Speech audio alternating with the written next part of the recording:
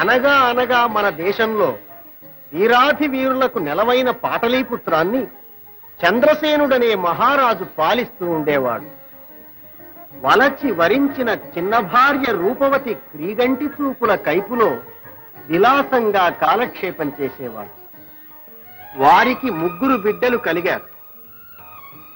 అక్కగారి వలపు పంజరంలో చిలుకైన రాజును పక్కకు నెట్టి అధికారం చేజిక్కించుకోవాలనే దురాశతో రూపవతి తమ్ముడు వక్రకేతు ఉచ్చులు పన్నుతూ మేనల్లుళ్లను వట్టి కొరగాని వాళ్లుగా తయారు చేస్తున్నాడు. సంతానానికి నోచుకోని పట్టపురాణి గుణవతి కరుణించి కడుపు పండించమని అహర్నిశలు జగదంబను ప్రార్థించేది. మొరాలకించిన పార్వతీదేవి కనికరించమని పరమేశ్వరుడికి విన్నవించింది. భక్తవశంకరుడైన శంకరుడు చిరునవ్వుతో ఆమోదించి అంతర్హితుడయ్యాడు. భిక్షుక వేషంలో రాణి ముందు సాక్షాత్కరించి సంతాన ప్రాప్తికి ఒక దివ్య ఫలం ప్రసాదించి అదృశ్యుడైనాడు. రాణి విస్తుపోయింది. వంశోద్ధారకుడైన పుత్రుడవుతాడని అంబ ఆశీర్వదించింది. మహారాజు ఈ చల్లని వార్త విని సంతోషించాడు. పట్టపు రాణి వద్దకు వచ్చి ఆమెను అభినందించాడు. కాని చిన్నరాణి సింహాసనం తన బిడ్డలకు దక్కకుండా పోతుందని ఈర్ష్యతో కుమిలిపోయింది. అంతవరకు రాణి అన్నిటికీ నేనున్నానుగా అని అక్కను శాంతపరిచాడు వక్రకేతు. పట్టపు రాణి ఒక శుభముహూర్తాన సులక్షణుడైన పుత్రుణ్ణి కన్నది.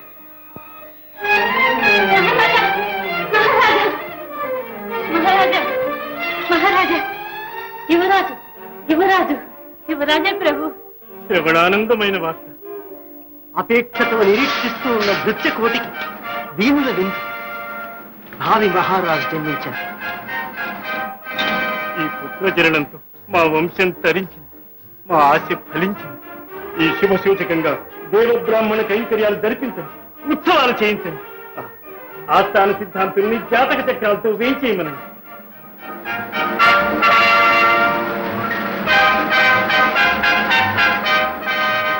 కబురు వింటేనే కంటెదుట ఉన్న మేం కనిపించటం లేదు. ఇది ఈ బిడ్డే పెరిగి పెద్దవాడైతే అయినప్పుడుగా అక్క, అన్నిటికీ నేనున్నానుగా. పట్టపు రాణి కొడుకు మీద ప్రభువులకు మనసు విరగాలి. తండ్రి కొడుకులు దూరం అవ్వాలి. మీ శాస్త్రం మాకు సాయపడాలి. అర్థమైందా? ఈ చిత్తాలు చిత్తగింపులు చెప్పినంత వరకే. అంతా సానుకూల పరిస్థితి. ఇంతకు మరింత రాశి బలం, స్థాన బలం, గ్రహ బలం, గోచార బలం, అఖండం, అమోహం, అసమాన సౌందర్యం, అపూర్వ జాతకం, మీ పుణ్యాల ఫలం, మహారాణి వారి పూజా ఫలం, కలిసి వచ్చే బిడ్డ, కరువు తీర్చే బిడ్డ, సాహస విక్రమార్కుడు, సకల కళాకోవిదుడు, రూపరేఖాచిత రచీనాథుడు, పితృవాక్య పాలన రామభద్రుడు. ఈ పుత్రోదయంతో మీ వంశం వాసికెక్కుతుంది. తరాల వారు తరిస్తారు, మీరు చరితార్థులవుతారు. పుత్రాది చేత్ పరాజయం, ప్రభువుల అదృష్టవంతుడు.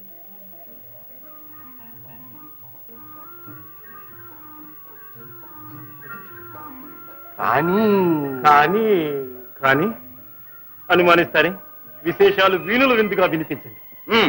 విశదంగా మనవి చేసి విరివిగా బహుమతులు అందుకోండి. తాత, తరువాత ఈ జాతకుని పితృస్థానాత్తు ద్వితీయాధిపతి వ్యయమందుండి నేత్రకారకుడైన శుక్రుడు పాపర్గళంలో శక్తిహీనుడై ఉండుట వల్ల పుత్రవీక్షణమైన క్షణం తండ్రికి నేత్ర నష్టం. నేత్ర నష్టమా?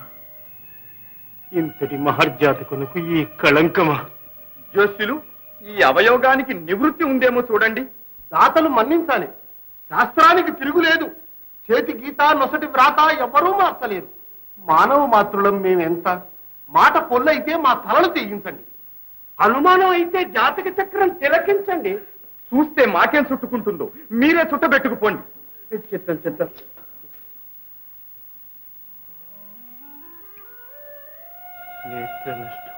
ప్రభు, ఉదార స్వభావులైన మీకు, ఉత్తమ ఇల్లాలైన దేవివారికి వంశోద్ధారకుడైన పుత్రుడే కాని పితృగండకారకుడైన కులక్షయుడు జన్మించాడంటే నేను నమ్మను. ఈ గణితం అనుమానాస్పదంగా ఉంది. ప్రభువుల మీద భక్తి కొద్దీ అమాత్యశేఖరులు అనుమానిస్తున్నారే గాని గండ పెండేరాలు వేయించుకున్న ఆస్థాన జోస్యుల గణితం ఎలా తప్పుతుంది? అవునా కాదా అన్న అనుమానాలు అప్రస్తుతం, అసందర్భం. మహారాజా వారి హితమే మనం చూడవలసింది. పితృగండంలో పుట్టిన బిడ్డను పురిటిలోనే అంతమొందించడం. ఒక్కరికేతు ఈ వయసుడిగిన జీవితం కోసం పసికందు ప్రాణాలు తీయడమా? శిశుహత్య మహాపాపం మహారాజా. ఈ ధర్మపన్నాలు మాకు తెలుసు. తనకు మించిన త్యాగం, శక్తికి మించిన దానం లేదు. ప్రభువులు సలక్షణంగా ఉండాలే కాని బిడ్డలకేం కొదువ? కన్ను తెరువని కసుగందు మీది మమకారంతో మీ వెన్నంటి ఉన్న బాధ్యతలను విస్మరించకండి ప్రభు. మీ చల్లని చూపులోని మా మేలు, మంచి, క్షేమం సర్వస్వం ఉంచుకొని బ్రతుకుతున్నాం. ఇక ఆ చూపే కరువైన నాడు మాకు మనుగడే లేదు, ప్రజలకు క్షేమమే లేదు, రాజ్యానికి రక్షణే లేదు, మా మేనల్లుళ్లకు మేలే లేదు, మా అక్కగారికి ఇక లోకమే లేదు. ఏమున్నా లేకపోయినా మంత్రి గారి మాటే సబబు. శివాజ్ఞగా మాకు దృష్టిపోయే యోగమే ఉంటే ఈ శిశు హత్యా పాతకం కూడా దేనికి? స్వామి, చిన్న భార్యను చేసి ఇప్పటికే చిన్న చూపు చూస్తున్నారు. ఇక ఈ చూపు కూడా నాకు దూరం చేస్తారా? నా కడుపు పంట చూచి ఓర్వలేని వాళ్ళ రంపపు కోతకు నోరు లేని నా బిడ్డల్ని బలి చేస్తారా? రూపవతి, మీరు అందులైన తర్వాత ఇక ఈ రూపం మాత్రం ఉండేందుకు? గతి లేని గాంధారి బ్రతుకు బ్రతకవలసిందేగా. ఆ పాడు రోజు మా పాలట పడకముందే ఈ గుక్కెడ ప్రాణం గుటుక్కుమనిపించి మీ పాదాల ముందు పడి చావటం మీరు. అక్క, అంత మాట అనుకో. నువ్వింత చేసిన నీ తమ్ముణ్ణి ఇంకా బ్రతికే ఉన్నారు. మహారాజా, మీ శ్రేయస్సు కోరి ఇంద్రం వేడుకుంటుంది. ప్రభువుకు కన్నబిడ్డ ఒక్కడే బిడ్డ కాదు, ప్రజలందరూ బిడ్డలు. కలిసి రాని ఒక్క నలుసు కోసం ఇందరి క్షేమాన్ని బలి చేస్తారా? ఆలనా పాలనా చూడలేని అంధులై మాకందరికీ అన్యాయం చేస్తారా? మమ్మల్ని అనాథుల్ని చేస్తారా? లేక పురిటిలోని పుత్రుడు పుట్టనే లేదని మమ్మల్ని కాపాడుతారా? ఒక్కరికేతు, ప్రాణం మీద ప్రీతితో కన్న బిడ్డను కడతీర్చే కసాయిని కాదని. కడతీర్చమనడానికి అంత కఠినులమా ప్రభు? కంటికి దూరం చేసినా చాలు. మీరు చల్లగా ఉండడమే మా కోరిక. కాదనకండి ప్రభు. ఎవరెక్కడ? పెద్దరాణి వారి బిడ్డను అడవిలో విడిచిరండి. ప్రభు, ప్రభు, చెప్పుడు మాటలకు చెదగ్గుతున్నారు. దేవి వారికి ద్రోహం చేస్తున్నారు. పుత్రఘాతకానికి ఒడిగడుతున్నారు. ఇక అంతటితో ఆపండి. మంత్రుల ఆలోచన మంత్రాంగం వరకు. ఇది అంతఃపుర సమస్య, ఆంతరంగిక విషయం. జోక్యం కలిగించుకోవడం కానీ, మించి వ్యవహరించడం కానీ మీకు మంచిది కాదు. చూస్తారే, వెళ్ళండి.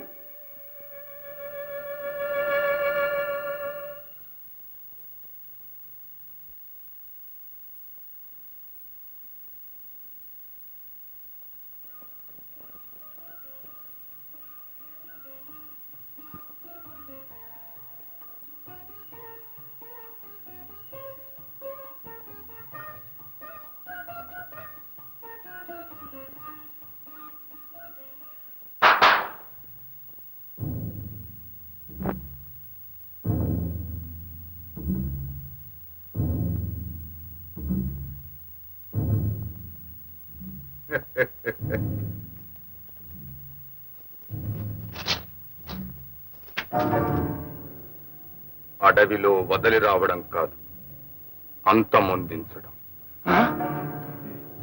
అంతే. అవకాశం తెలివిగా ఉపయోగించుకోండి. అలికిడి కాకుండా పని ముగించండి. వెళ్ళండి.